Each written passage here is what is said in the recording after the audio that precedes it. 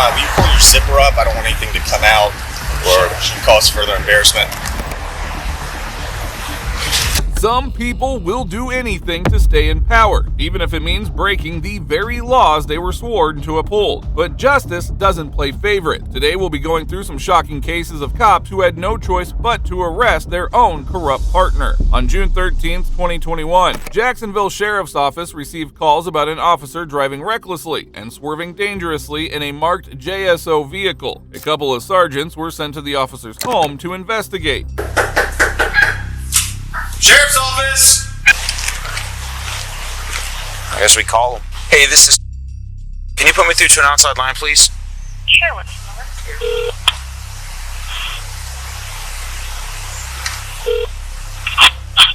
Hello? Is this Zachary? Yes. Hey man, it's Sergeant here with me, man. Hey buddy, hey, are you okay? Order 1498. Yes, sir. Are you at home? No, sir. I'm working off duty. You're working off duty? Where are you working at, buddy?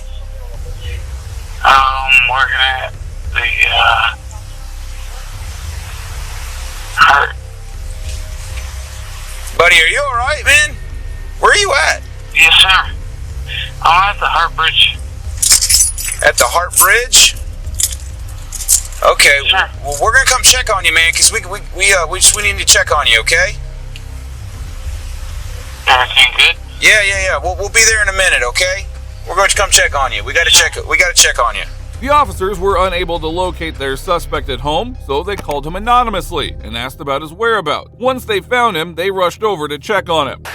We received multiple 911 calls concerning your driving today and people concerned about you being possibly impaired. Obviously, when we arrived here, you're seated in the driver's seat with the vehicle running. And so there's some concerns about your sobriety. So all I'm going to do is just take a few minutes with you, make sure that you're not too impaired to operate a motor vehicle.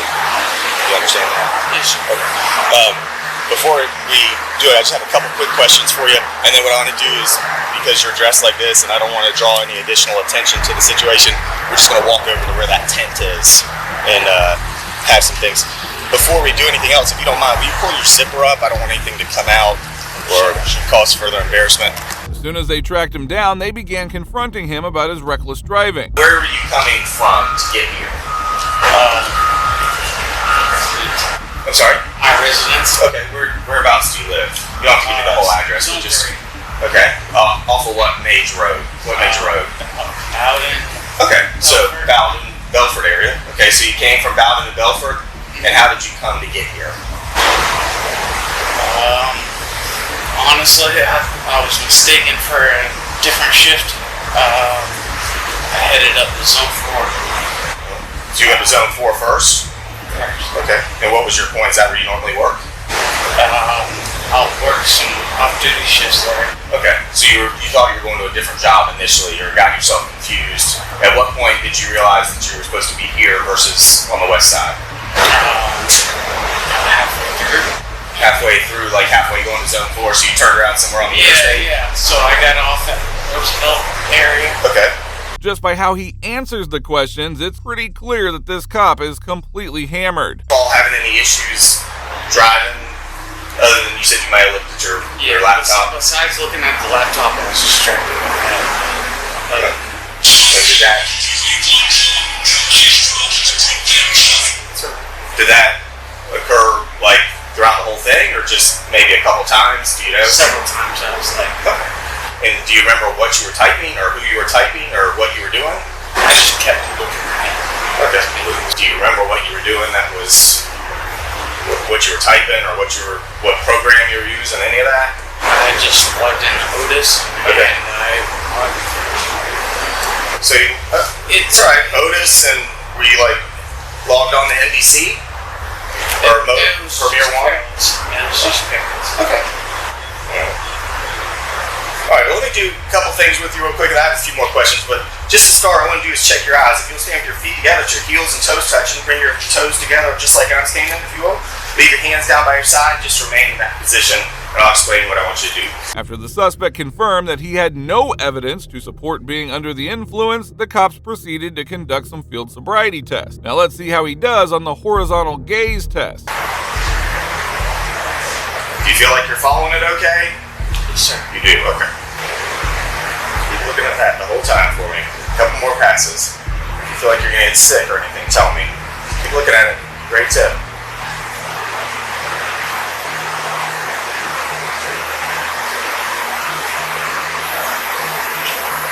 Look right there. It's not moving. Wherever it's at. Do me a favor. Just keep your head straight and just follow this. Don't worry about anything else. Bring your chin down a little bit. There you go. Can you see it still? Okay.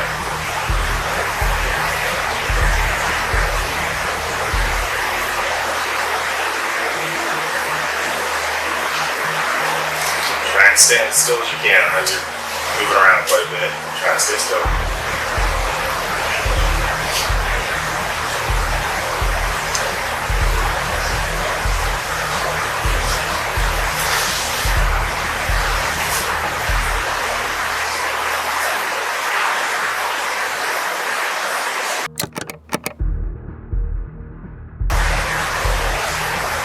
The suspect's eye failed to follow the detective's pen smoothly, showing clear and undeniable signs of impairment. The officer then moved on to another test. Remain in that position. Do not begin or do anything else until I instruct you to do so. Do you understand? Yes, sir. When I ask you to, I'm going to have you take a series of 9 heel-to-toe steps down this line. If you don't have any questions and you understand, you can begin whenever you're ready.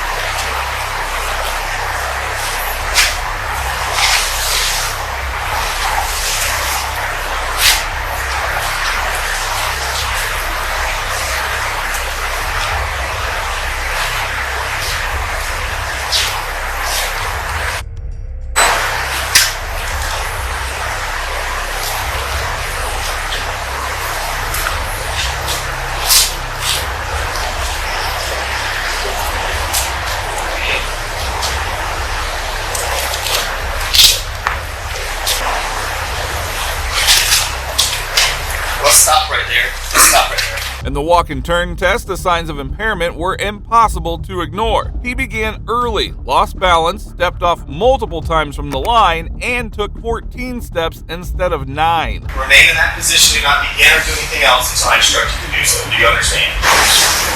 Yes.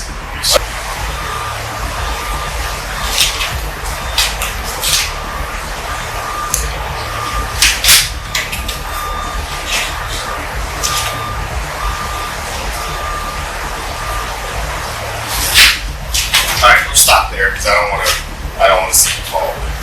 Let's have an honest conversation right now. How much did you have to drink? Drank last night. Okay. Let's have an honest conversation about what you drank last night. What time did you start drinking last night? 6 p.m. What time did you stop drinking?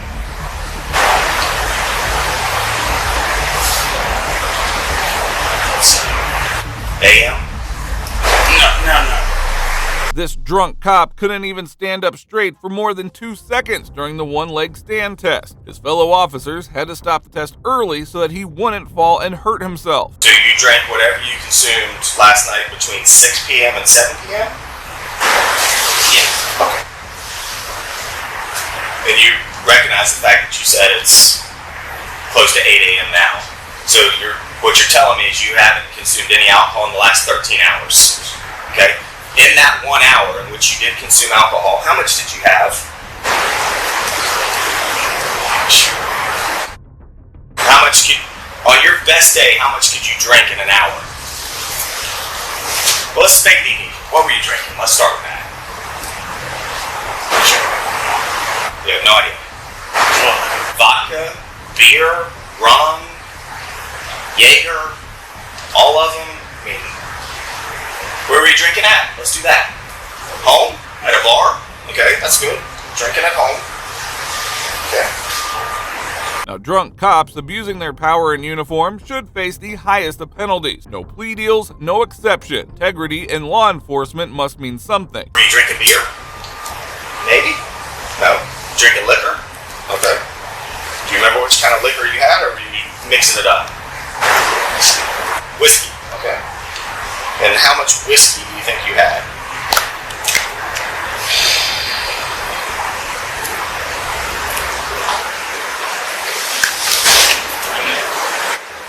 I'm sorry?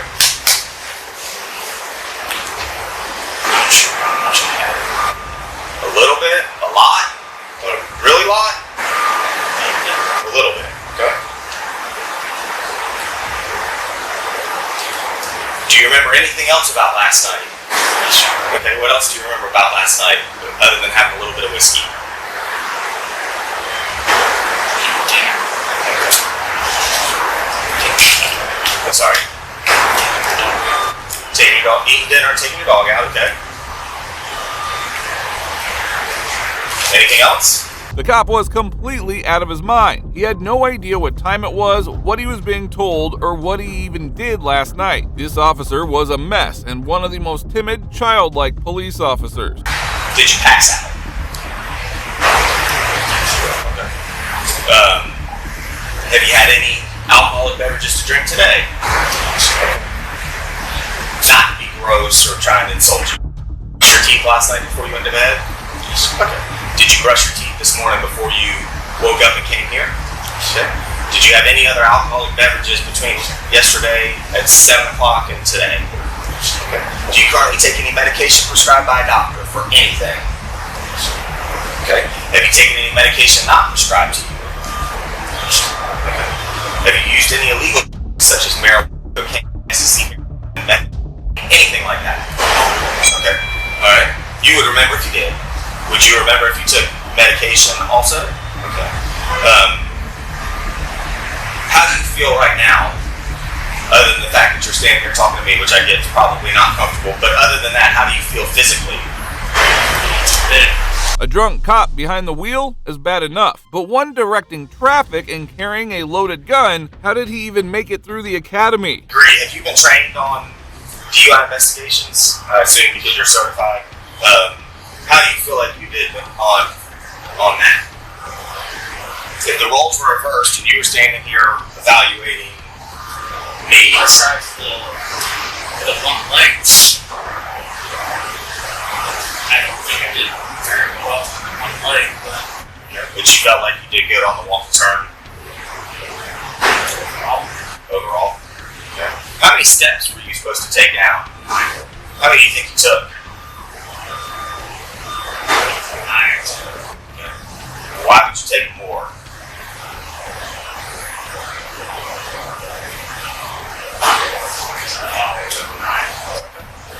It's a fair question. That should be an automatic yes. Clearly, you are way too impaired to be operating a motor vehicle, so we're going to have to place you under arrest for driving under the influence today. What I'm asking you to do to keep from causing any more problems, I'm asking you to remove your shirt and vest and just set it right here on this table for me, okay? After being arrested for DUI, the suspect was taken to Duval County Jail to provide breath samples. Another drunk driver off of the street. If you will, just place your hands behind your back for me.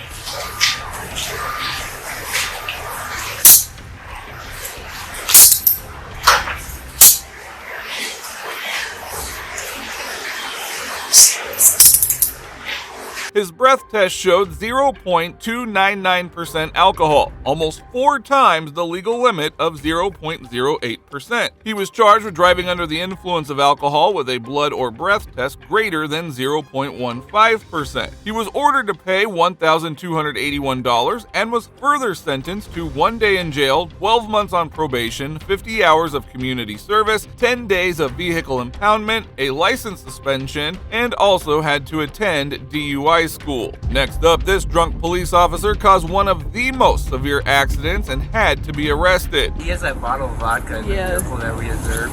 Is it open? Yeah. Okay. On November 16th, 2022, several officers responded to an accident caused by Indianapolis Police Sergeant Peter Fex, who crashed into a car while he was hammered drunk. An Ohio State trooper was quick to arrest him before another Indianapolis officer arrived on the scene. What crash-wise, what happened? He rolled up to this truck. They said, he was parked. They came up on him and passed out. Okay, so he didn't hit anything.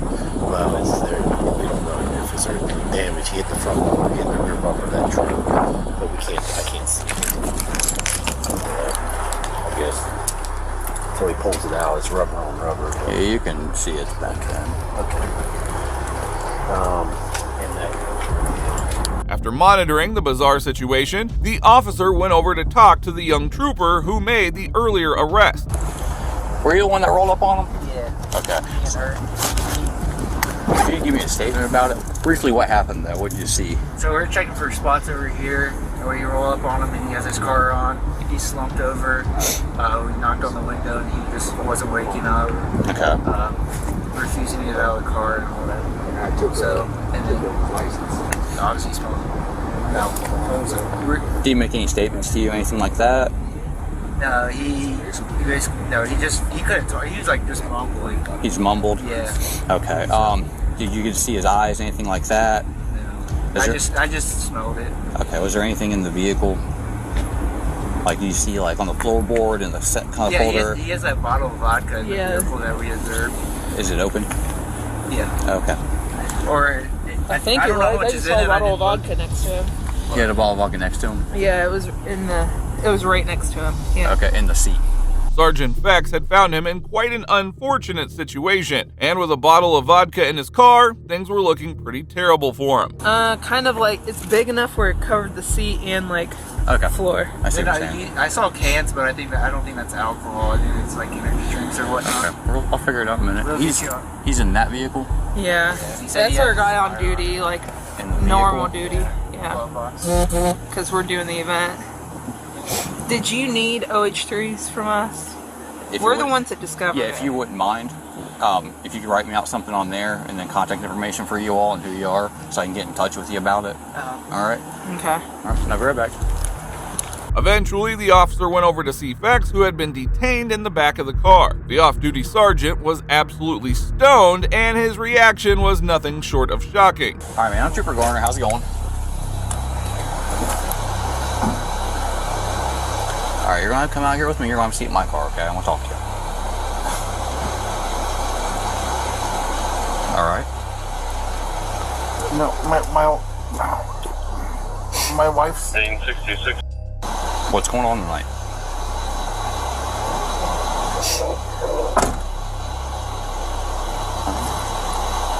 Step out here with me. We're going to have a seat in my car, okay? I want to talk to you. Hey, brother, talk to him so he can Yeah, come on, man. do as much as he can. You have my phone. Yeah, we got it. No, Okay. let him talk to you in his car. That's all we need. No, I need you to step out. Come on. Come on. No? Yes. Hey, bud. Look, We talked about this earlier. I'm going to When tell you you, got here, you were going to cooperate with him. I know you wasn't with me, but you're going to with him. I don't want to take you to jail tonight, okay? That's- and we told you But that. if you're going to push my buttons, we'll go straight to jail. I'm not kidding with you, okay? Despite his drunken arrogance, Fex had no choice but to comply once the supervisor made it clear: either step out or face immediate arrest. Reality finally hit him as he stumbled out of the vehicle. What's going on? I can smell it come from your breath. I already know what's going on. You're starting to push my buttons already. If you're going to be compliant, be compliant. If not, we can go to jail. And you can figure it out later. Okay? I'm trying to be polite with you. But you're not wanting to look me in the eye. You're not even wanting to speak to me. Ask you your name, you just look down. Okay? Peter Fegus. Peter Fegus? Fegus. Fegus. Yeah. Okay, I'm Trooper Gardner. Yes. I'm Trooper Gardner. All right, I'm going to have you step out with me, or we're going to go back to my patrol car, okay? So please step out. Because I can have them transport you to jail, and I can just meet them there. It doesn't matter to me, okay? So would you like to step out now? Come on, man. Stick with him. Just work Stick with me. him. Stick with him. Just work with me, okay? All right, step out, man.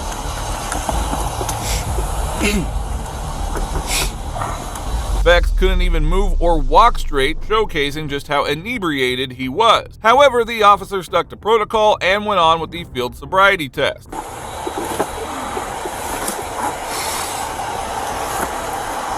I'm that far back here. Stop here for a minute. Alright, I'm gonna take a look at your eyes. Is that alright? Something you're wanting to do? No? I'm sorry? I'm gonna take a look at your eyes. Is that okay? Is that something you're willing to do? Okay, well, I'm gonna put your feet together for me. Alright. See the tip of my pen? Okay, Is it something you're willing to do? Okay, look. Predicated on whether or not you take any test or anything is not how I determine. Yeah, but these are SFSDs. Correct. Right. I'm going to explain it to you real quick, though, okay? Whether or not you refuse it is not predicated on whether or not you go to jail. Your attitude determines that with me, okay? I'll be upfront with you. As long as you're polite and cooperative, I'll work with you to get you home, okay? But if you're gonna be a pain to me, I'm not being a pain. Let me finish.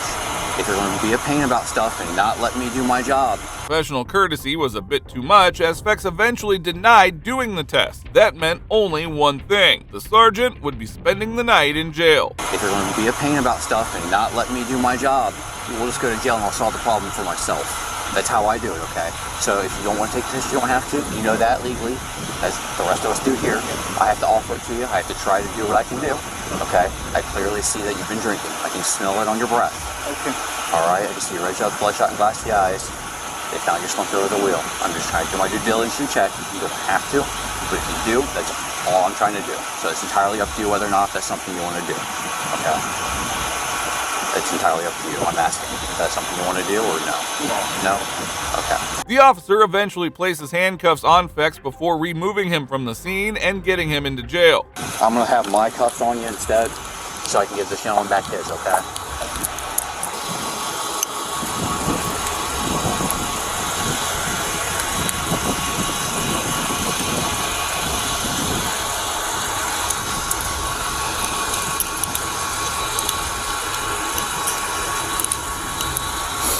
Have we located the owner of the other car? Did they make an announcement? Did she say she was making an announcement?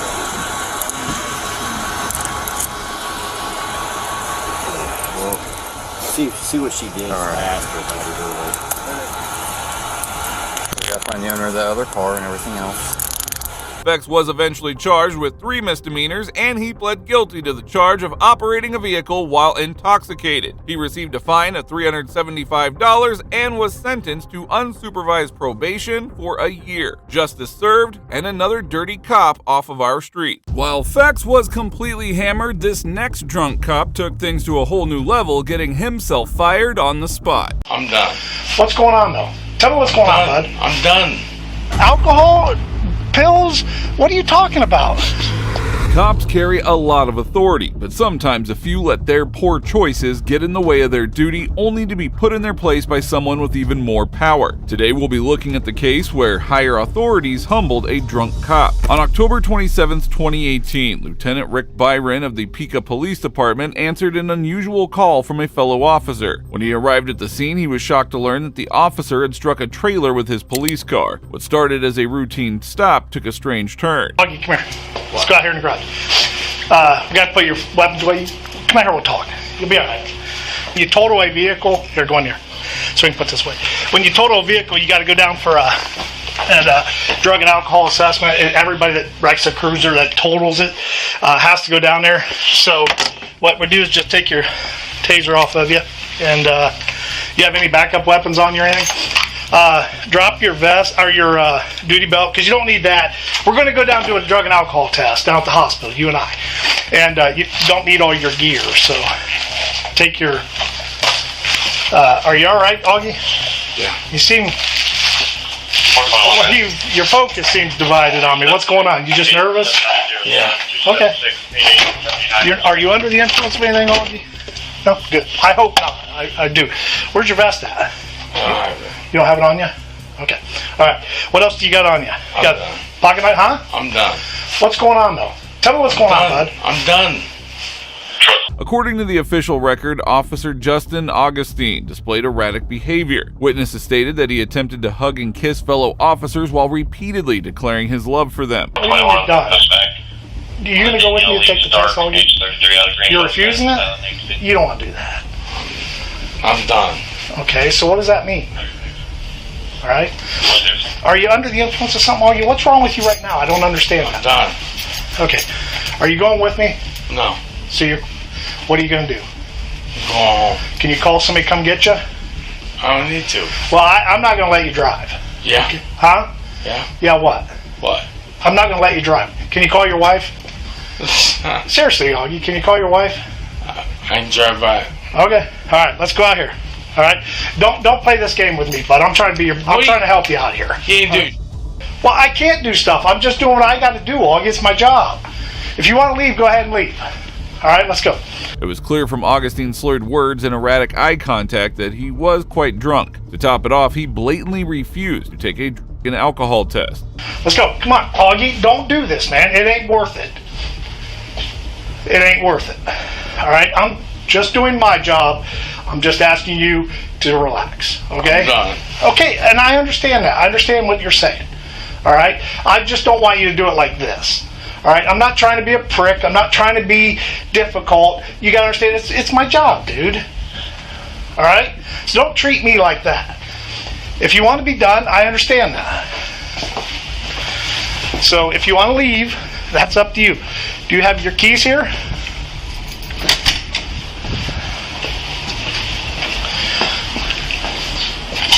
Where's your keys to the building at? You got all that stuff? I want to make sure it wasn't on that ring in there and you need it. I'm not taking it, okay? In a surprising move, Lieutenant Byron allowed Augustine to drive himself home despite his clear intoxication. Moments later, Augustine's emotional breakdown only reinforced that he was in no condition to be behind the wheel. Augie, are you okay to drive, brother? Yeah. Seriously, I'm worried about you. Yeah. All right, well, get going then. Do what you got to do, all right? Augie, you need to relax. No, huh? What'd you say? Who is? You just wrecked a cruiser. It's not the end of the world. I know, it's not the end of the world. We can do this, Augie. If you just go down and take the test like we're asking you, if you do that, then we can at least get that cleared to where you can come back to work. Seriously, Augie, I'm trying to help you, bud. Huh? What'd you say? I don't want to... What'd you say? What do you mean you're... Alcohol? Pills? What are you talking about? Huh? Okay. All right. When the drunk cop finally admitted that he was too intoxicated to drive, Byron stepped in just in time to stop him. But the real surprise is that despite his apparent difficulty, Augustine stubbornly insisted that he could make it home on his own. I get that, bud. So I can't let you drive home, all right? Yeah, I can. No, you can't. Yeah, I can. You said you're up. How are you going to drive home? I'm up like... What? Help me understand, Justin. What the... You talking about just in the head? Fuck you. Huh? We don't need to do this, Augie. What? Come on. We don't. Why are you doing this why are you doing me like that? Huh? What have I done to you for you to do me like that, man? Seriously. I am honest to God being serious with you. What have I done to you for you to treat me like that? What the fuck? Well, no. I didn't wreck the cruiser in there and then have to ask you to come to take the test. Okay? Okay. And again, I understand that, Augie, that you're upset. I get that. You're having a tough time right now with everything that's going on, bud. But it doesn't have to go out like this, okay? It's just an accident. Detroit 421. Okay? What I do? Huh? What I do? What do you mean, what do you do? What do you do? If it's just an accident, what I do? You hit a semi-trailer, so again, as part of our policy, we have to go down with that and go take the test. Lieutenant Byron tried to defuse the situation, but the intoxicated officer grew hostile, blatantly disregarding his superior. The situation escalated further, making it even more complicated. If everything comes back okay, then that's great. It helps you. It benefits you. I've been drunk. Huh? I'm drunk. You're drunk right now? No, I've been drunk. Been drunk when? Today? Yeah. Okay. So you don't think you are now? No. Okay. Well, I can't let you drive the car home unless we test. What the fuck you gonna do? What am I gonna do? Yeah, Is what this the the way fuck you're you gonna do do? this? You're about to get yourself arrested, bud. For what? What do you mean? What am I gonna do? I can't let you drive. So you try to get in that car, I gotta stop you, and then you're gonna start fighting with me. What is that going to do? Huh? Seriously, Augie, why are you doing this to me? I didn't do anything to you. Okay? I didn't do anything to you. Well, let's go back in here so we can figure this out, Augie. Please. You know I gotta call Jason, right? By this point, it was clear that Augustine had completely lost it. He had to be arrested for his own protection. However, he did not face the same treatment as everyone else. Instead, he got some special privileges. Just cooperate with me. Don't fuck with me. Augie, I know they are, and I understand that. Can you call your wife and have her come get you, bud? Get your phone out and call her.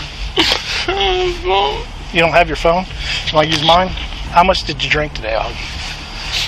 A lot. You know he's going to want to do a test, right? No, I'm talking about your driving, just like we would anybody else. You know what I mean? Not an employment test. He's going to say, hey, this guy's driving a car, we need to test him. And I mean, you got the right to refuse it, but we got to go through the process on that, Augie. And again, I want you to understand that I'm just doing. I know, you probably are. You're right. I'm not gonna sugarcoat it or lie to you. Die. Huh? Augie, come on, bud. Come on, just calm down, bud. I understand you're upset. You got to calm down. And remember, Augie. You just tell what you. Huh? I'm talking to you as a friend here too. Fuck you. All right. The lieutenant stayed impressively calm as the drunk officer yelled profanities at him. Augustine's anger wasn't just irritating, it was rapidly making things worse. Fuck.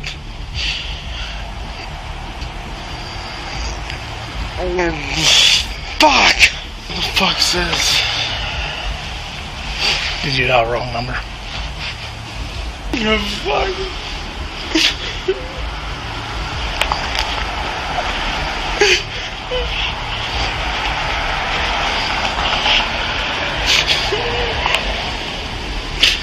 Let me give Jason a call, bud. Yeah. Right. Go ahead. Yeah. Fuck you.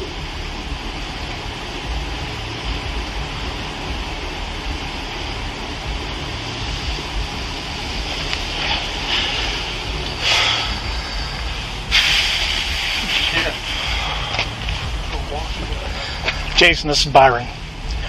Hey, is there any chance you can come in so we can talk?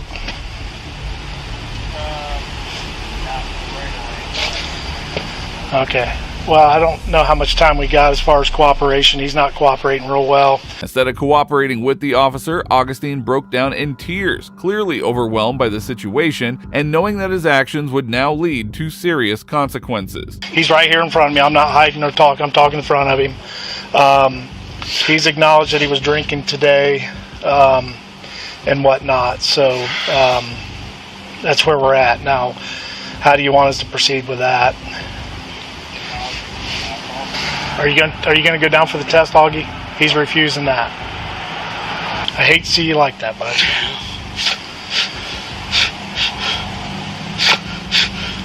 I didn't do this, Augie. Why are you taking it out on me? Yeah, it's on you. It is disturbing to see a police officer act entitled and violate the very rules that they are supposed to protect. Drinking on the job isn't just irresponsible, it is also a blatant display of ignorance and unprofessionalism. Why are you taking it out on me? Yeah, it's on you. Huh? Yeah, it's on. Okay. All right. I'm just waiting for a phone call back. Just relax, bud. Just relax. All right? Enough. Just relax. 36 of Buckneck, Ohio Temporary. George, I stand like this no matter where I'm at or what I'm doing. G833195. Just relax, Justin. 2014. Augie. He's saying I got to do it like a 2255 form, so I got to read you the 2255 form. Do you understand that? Are you willing to hear me out and do it? All right, let's go in there and take care of that, bud. And then we'll get you out of here. As soon as your wife gets here, we'll get you out of here. All right? Let's go into the briefing or the. Since you already said you're going to refuse it, there's no reason to do anything other than that. So, I understand what you're saying. Just go in there and have a seat real quick so I can put my stuff away. Augustine was taken into custody after the lieutenant was told to take the matter inside. He was informed that there would be severe repercussions if he refused the alcohol test. I got to read the test and refusal consequences to him, so I just need a witness.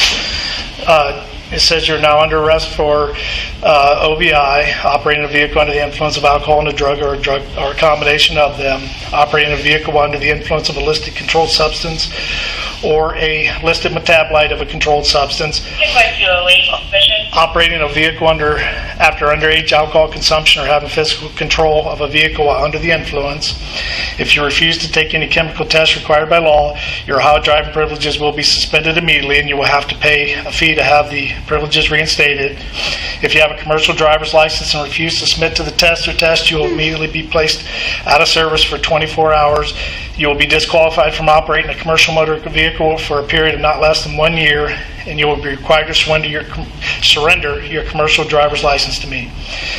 The lieutenant started off easy, but the supervisor was not having it. The supervisor ensured that Augustine got the same treatment as anyone else in that situation. I'm just filling out the 2255 form in here because I got all this information.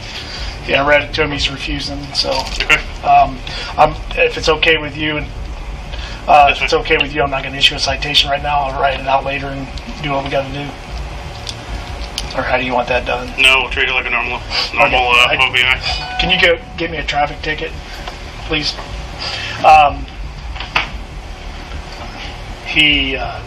We're still up and down. Does he have his gun on?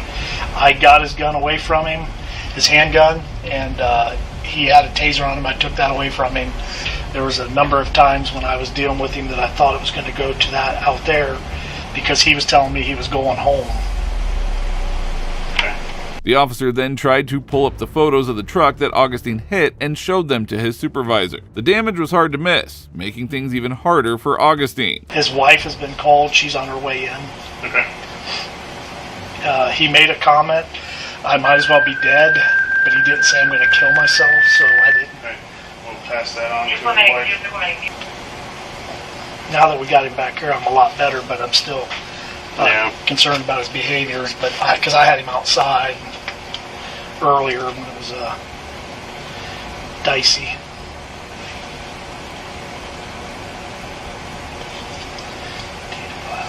And Lumpkins took it to their place? Yeah, it's going to be put inside. I don't know what time it is. As the investigation closed in, Augustine's prospects for getting off the hook were rapidly decreasing. Bruce is coming in. To talk to him? He's probably going to order him to do an admin blood draw after you guys are done. He's not going to do that. Well, you know what that means. Yep. It doesn't matter, to be honest with you, so let's not fight over it because he was threatening me out there. His behavior was... Oh, really? He didn't come out and say, I'm going to kick your ass or do something, but he's going, what are you going to do about it? He starts clenching up. It's a lot. Okay. His totally insubordinate. Okay. To the point where I was calling you, telling you, basically let you know that we're going to be fighting. Okay. Yeah, that's kind of what I was getting from you. Yeah, there was no question. Fortunately, I got him to calm down. Yeah. And there's something went on in here. He'll have to tell us later because I told him. Okay. It was difficult for Augustine to sit at the table since he was so drunk. It was evident that his condition was getting worse.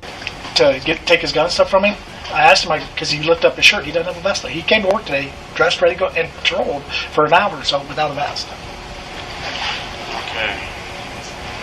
Okay. There's more than enough. We're done. Okay. What the hell's that? That's his credit card and his key. Where was that? The key was at the car. The credit card's on the floorboard.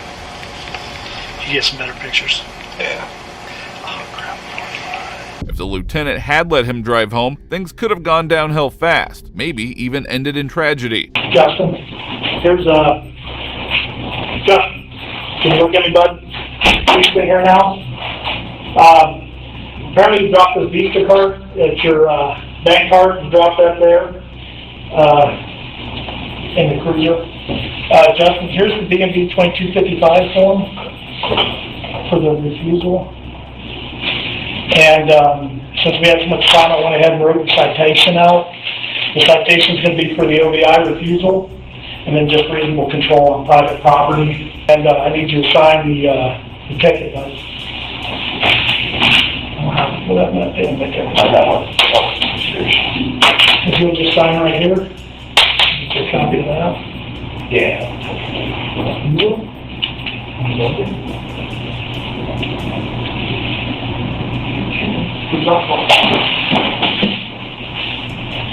Hey, Justin. Can you hear me? Justin, can you hear me? Jason. Can you hear me? Okay? Can you hear me? Despite his worsening condition, Augustine received special treatment because of the badge. He was unaware of what was happening as the cops informed him about the consequences. Almost fell out of your chair, Justin. You're about to fall again, dude. You okay? Do you need an ambulance, Justin? Justin, do you need an Do you ambulance? need medical attention right now? Do you need medical attention, Justin? You're hereby ordered to fully cooperate with the investigating official. Your failure to cooperate will create an objective and subjective fear of termination. You have the following rights and responsibilities during this investigation. You have the right to be informed of the allegations involved. You will be asked questions specifically directed and narrowly related to the performance of your official duties. Statements made during any interviews may be used as evidence of misconduct or as the basis for seeking disciplinary action against you. Augustine appeared to be detached from the situation as if the weight of accusations hadn't yet set with him.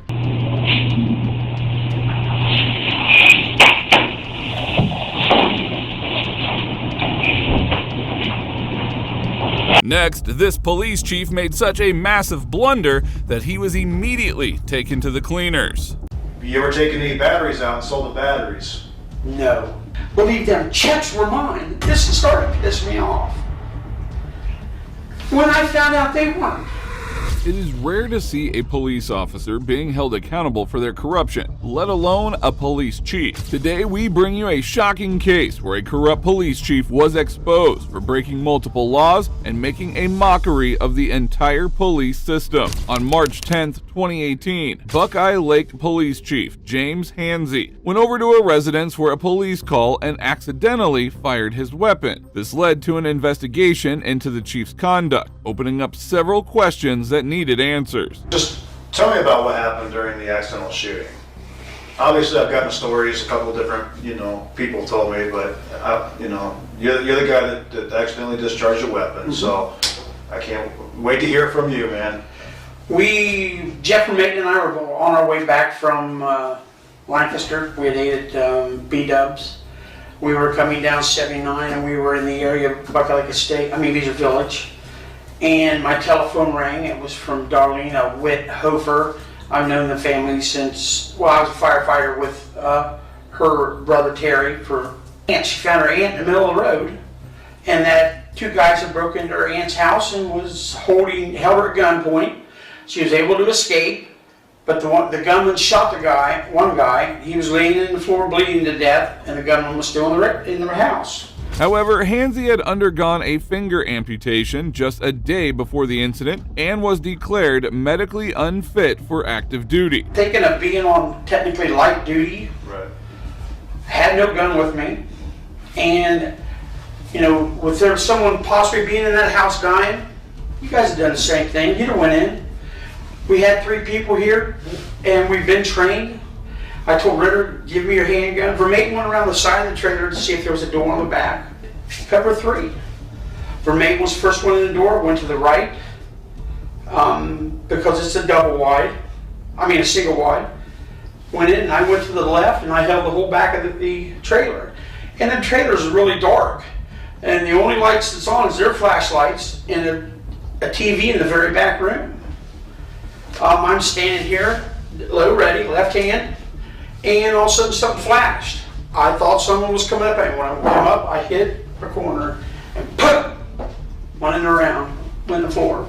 Okay. Did you have your finger on the trigger or something when you went up? I have, yeah. By responding to the scene, he directly violated his department's policy as he had been officially placed on desk duty. Chief Hansey had no clue that this accidental discharge was only the tip of the iceberg, as the detectives had planned plenty more questions. Was there any conversation about not telling them about the accidental discharge? Yes, there was. Okay, was that your call? Yes. Okay, and what was the rationale there?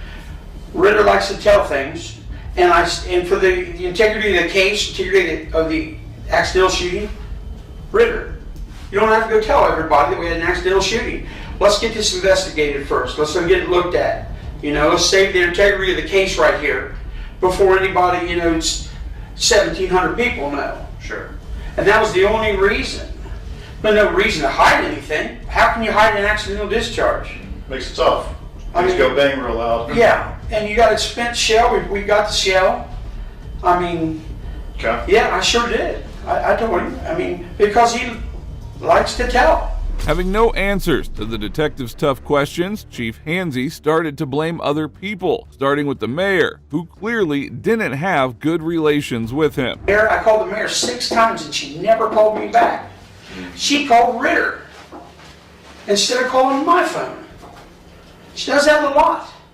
Just the other day, she's standing there, Ritter's phone goes off. Call from Peggy Wells. He's talking to her. I walk up and say, why aren't you calling me? I'm the chief. Right.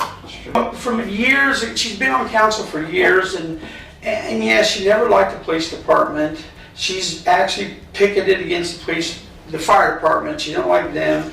She had a big meeting with Randy Thorpe and, Billy was still there, and wanted to see about bringing them in and get rid of us, and Billy and them guys told him, you can't afford us. Right. But when she took over mayor, and she took me in on January 19th, I told her, I said, all I want to do is my job. Yeah. I want to work with you. I have no hard feelings about nothing.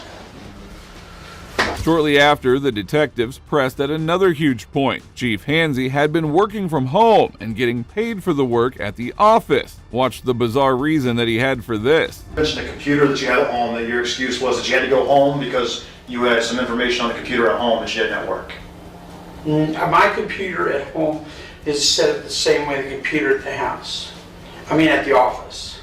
Okay. And if I was at my house doing stuff and writing, you can go to my house right now and I can show you the stuff that I've done, changing policies and changing things.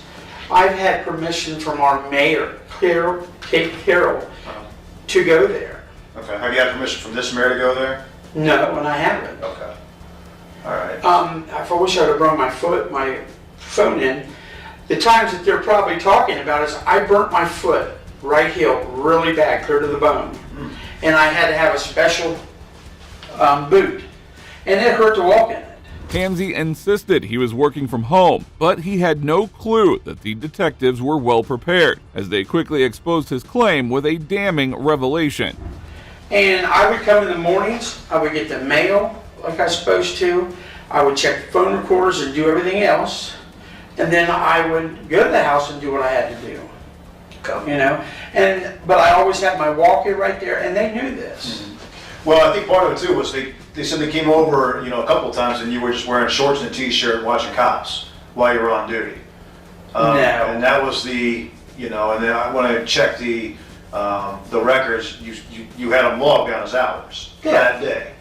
But my concern is if you're at home that day, and that's true. Let's say that's true what he's saying. If you're just sitting around watching cops when you're supposed to be at work, that could be an issue. Right. Obviously, you're the chief of police. You wouldn't want one of your guys doing that. Why do you think that is, Jimmy? I would go home a lot, but I would not. I would be in blue jeans or my BDU pants and a shirt that always said police, and I would be doing the stuff that I was allowed to do on the computer per the mayor. The police chief faced allegations of misusing government funds while staying at home. The situation escalated as detectives shifted their focus to yet another serious accusation. Junk cars. I wanted to ask you about that too. What are your procedures for junking cars? Junking cars? Yeah. Let's say you get a car in an impound, nobody comes and gets it. What is your procedures to get rid of that vehicle? Run the thing through the state of Ohio. They come back and tell us if there's a lien on it. and then you send that person, or if there's a lien on it, you send that person 10-day notice. Or if there's no lien on it, you send that person, the owner, 10-day notice. And then if they don't collect it, or we get it back, they've got 10 days to pay the towing or anything like that. If not, then I go get a title from the BMV, and then we gather how many other cars we got up, get 3 bids, and then people come out and look at the, like junkyards or private people or whatever. They look at all the cars all at once and give you 3 bids, and the highest bidder gets them. Okay. As if the situation couldn't get any worse, Chief Hansey was also accused of removing batteries from junk cars and then selling them for personal profit. You ever taken any batteries out and sold the batteries? No. No. And the reason I'm asking in this setting, Jimmy, is this is a setting where under Gary Act, you can't be charged with what we're talking about. We can't talk about this criminally. Right. Okay, but if that comes out criminally, there's going to be some issues probably with stealing. Okay, so there's been those allegations, and a little more than just allegations. Very, very specific things that I've checked out that are not making a lot of sense. Okay, one of them, especially being a water pump that was taken off of a truck for Randy.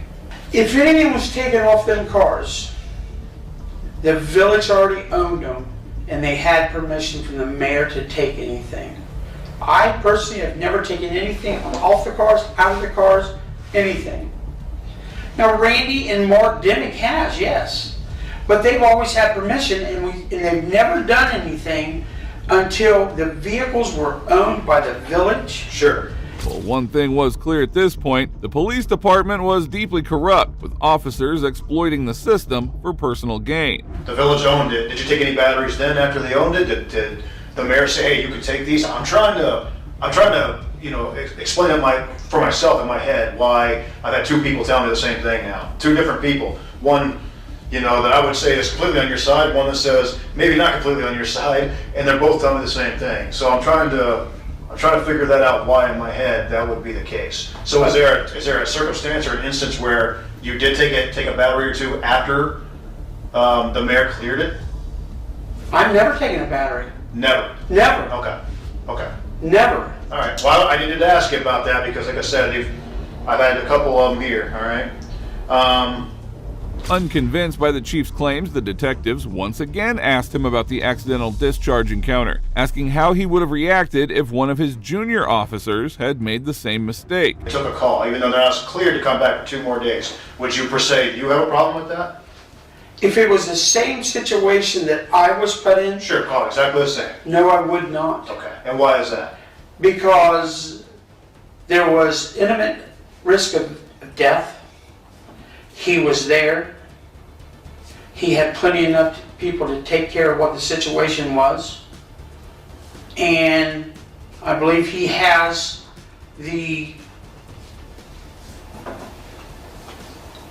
what word do I want to use? You want to use probably duty to do something, right? Yeah. I assume that's where you're going with that. Yeah. Okay. Yes, I do. I would not have a problem with that at all. I mean, the accidental discharge was very unfortunate and a bad timing, but, no, I wouldn't have a problem with that at all. Once again, the accidental discharge seemed to be only a stepping stone for the detectives as they pursued another key issue in the department. The calculation of their pay had been a major problem. Where you've got all the hours listed for everybody that worked, all the calls were taken, all that stuff. Yeah, we get the calls and everything out of the computer system. Okay. And Jeff would estimate the hours. How's he estimating the hours? I'm confused on that part. I worked 80 hours a week. Uh-huh. I mean, 80 hours a week. Every 2 weeks. Every 2 weeks. That's 160 a month, so he'd put 160.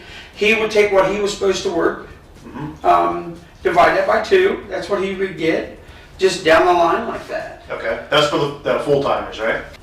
To make sure those numbers are correct.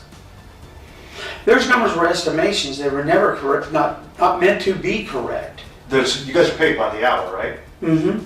How do you get paid by the hour, an estimate by the hour? How does that work?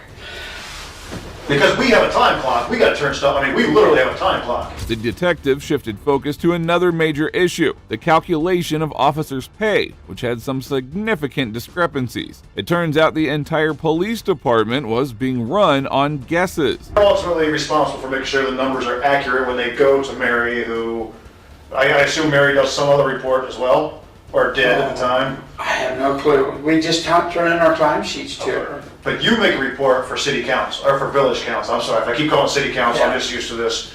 You make a report for village council, right? The end of the month, they would get a report. Yes. On with the fire department and every street department and everything else. Right. And that report is done by who? Vermaeten. Okay, so Vermaeten does the report. He does the report up, and I would assume, since you're the guy in charge ultimately, and you're the one responsible for numbers ultimately, you look at that report. No. You don't look at the report that Vermaeten's doing? No, he would come in or on a Friday, when I'm off on Fridays, and he knows Monday is the council meeting, he would do it up, and then he would take it over and give it to Valerie. There's plenty of times I would never see that report. I have no clue. But you know who's coming and going, Jimmy. That's the whole thing I want to get at. You know who's coming and going in the department, and there are people like Schilling. Is it Schilling? Schiller? I know Jason Schilling. Jason Schilling. Yeah. I talked to lots of people, and they said he only comes during taser training. That's it. And he's listed for 16 hours a month. Correct. Every single month. Correct. Because Frank Foster, our mayor, said he did our radar, he did our taser, and he did something. What else did he do? Radar, taser. Every officer in the department being paid more than the work they were doing. In fact, one of them was only present for taser training, but was being paid full-time. Here is what the chief had to say about him. I believe it is accurate because the mayor, Frank Foster, said, we will trade him this 16 hours a month if he continues to train us like that. And that's the way we did it. I understand what you're saying. I do. I get it. But, a guy like that's invaluable. But you want that guy to actually work. And when you're presenting those numbers to the village council, the numbers don't match what is actually going on. So if you're putting 16 hours down, it looks like that guy's been there for 16 hours that month. He put in at least 16 hours of time, right? If you wanted to look at it that way, yes. I don't know. I really don't know how else to look at it, Jimmy, when it comes to that, because, again, yeah, valuable guy. You want to keep him around. You want to keep him happy, but he's not putting the numbers in that you are saying he's putting in.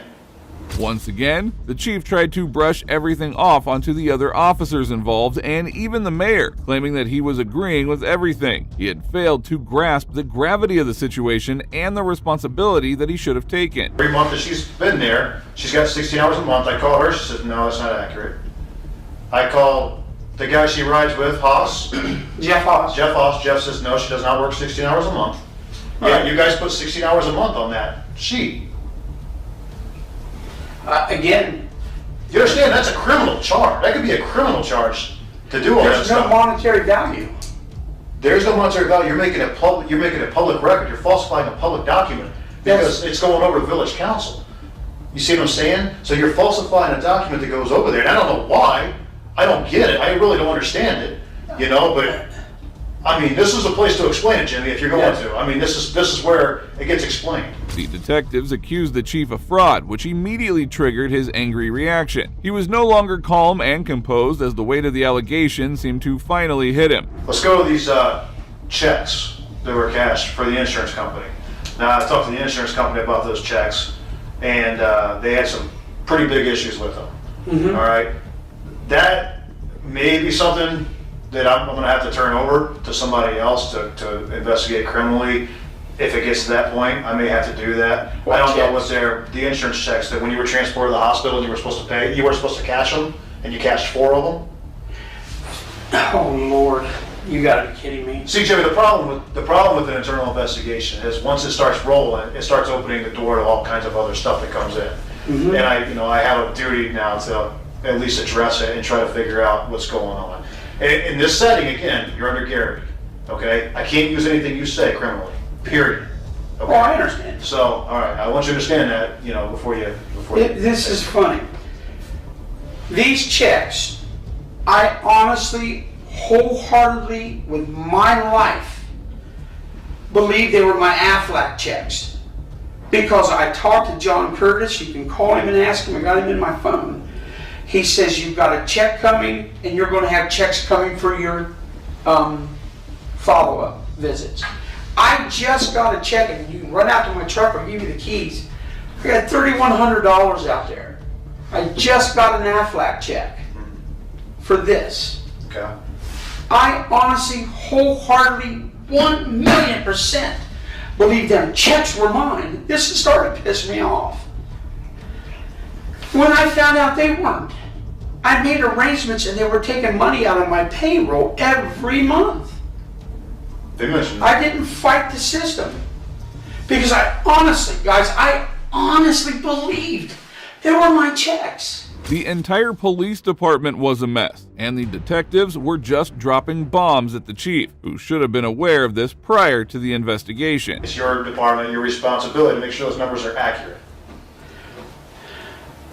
Them numbers were never, ever in the whole world ever meant to be accurate. That was just a summary of what we've done. Okay. The only thing accurate in that whole thing was the very front page. That was accuracy. And it wasn't accurate because you guys missed Ritter's numbers on almost every month. What do you mean? Like Ritter's numbers that he had, your call volume is actually way bigger than you guys claim it is. You guys have more calls and did more things than you guys claim. Because you didn't factor Ritter's numbers in. All of Ritter's call records, all his calls, all his stats. Even his hours worked. Nobody calculated them. So Ritter's not putting his stuff in the computer. That would be the problem there with call volume. What do you mean put stuff in the computer? He's not typing his stuff in his CRs and call records in. Okay.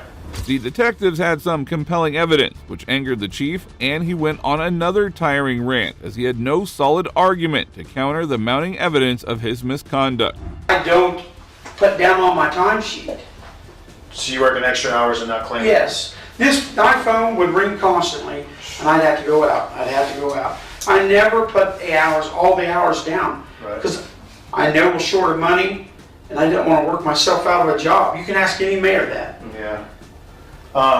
What's the most people you guys have had out at one time?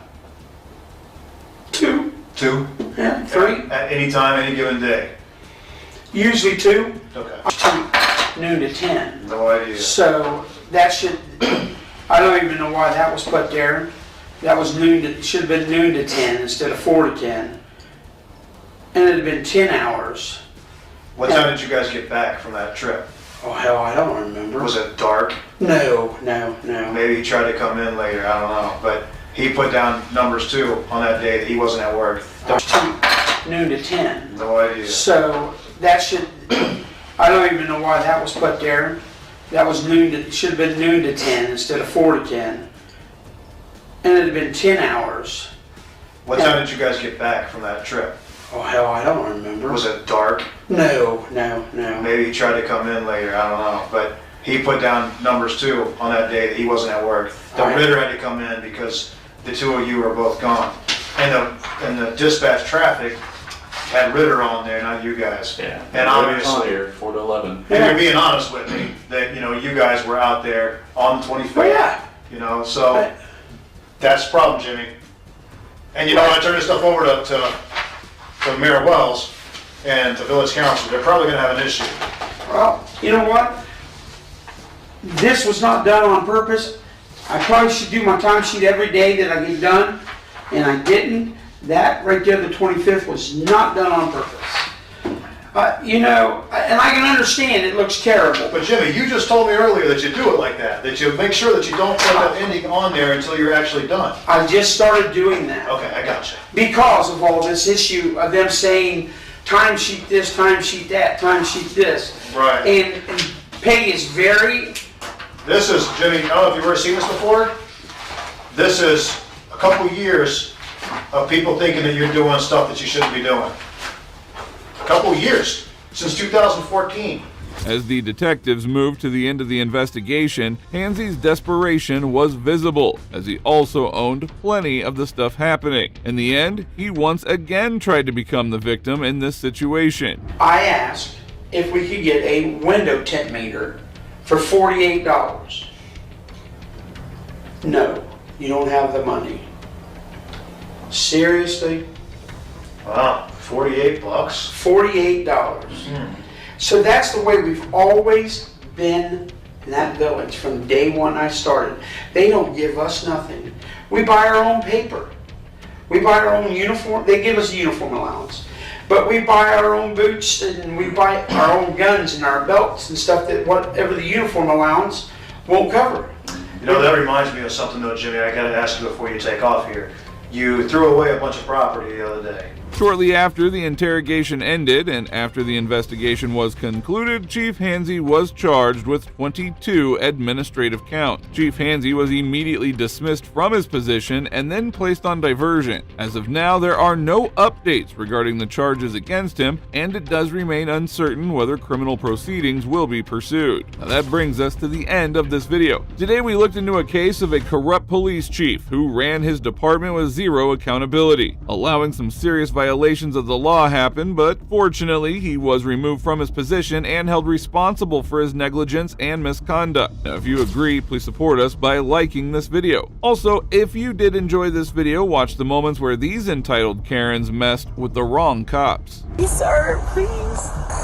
I'll take everything off. Please don't charge me, but I want to go to jail. Please, sir. I don't want you to take everything off.